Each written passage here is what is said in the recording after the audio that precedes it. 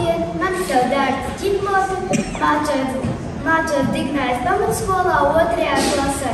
Un šodien es jums stāstīšu albāņu tautas pasaku, kā ēzelis vilku piemuļķoja. Reiz pa mežu staigāja izbadējis vilks un ieraudzīja ēzeli.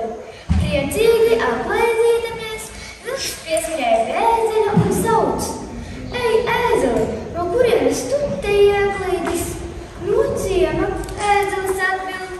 "Cik labi," vilks saka, "īstajā laikā esi ieradies.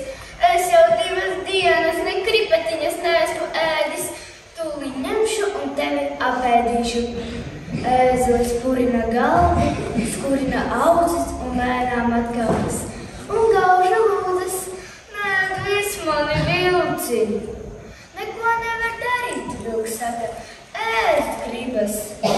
"Ilgi pēdis nebūs, ja mani tagad aprīsi. Labāk mani neaiztiec. Par to es tev palīdzēšu sagādāt gaļu veselam gadam." "Nāc, vilka kungs, sēdies man mugurā. Es tevi aiznesīšu uz pļavu, kur ganās treknu aitu varas. Jērdām, ka nesaskaitīt, jauniņi, mīkstiņi, garšīgi. Varēs ēst tik, cik vēderā lien." Vilkam ēzeļa valoda prātam. Nevien taču viņa nav vizinājis jāšas un solīts veselu ganāmpulku, treknu aitu ar visiem jēriem. Vilks uztraucās uz ēzeļa muguras, ar zobiem ieķērās garajās ausīs un jāja.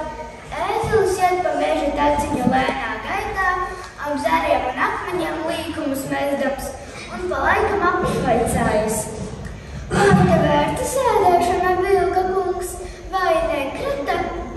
"Laba gan, pielūko arī tālāk tāpat, nes citādi sadusmošos." Pagājuši vēl gabali, vilks sauc: "Ei, ēzeli, kur tu taikas ar jēriem? Es tā kā neredzu." "Drīz ieraudzīsi, vilka kungs, pēc maza brītiņa." To sakot, ēzelis palaida riksi līdz nokļuva ciemā. Tikšo viņš pa ciema ceļu uz muguras nes vilku un pats pilnā kaklā auro: "Es atnesu vilku, es atnesu vilku!" No mājām izskrēja ļaudis ar nūjām, dabšām, lāpstām, klupa vilkam virsū. Vilks juta, ka šeit viņam draudu briesmas, nolacis no ēzeļa muguras un deva kājām vaļu. Jožs, bet pats savā prātā domā: "Vectēvs man bija tīri pieticīgs vilks. Tēvs arī, nekad viņš jāšas nejāja, bet tikai pat ar savām kājām skrēja. Bet man bija iekritis prātā padižoties, jāšas bajāties, gandrīz galu dabūju. Nē, labāk iztikšu bez kunga goda un varēšu dzīvot mierīgi." Vai jūs esat redzējuši dzīvē īstu vilku?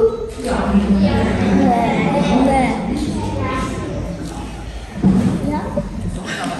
Arī dzīvē izdodas vilkus piemānīt.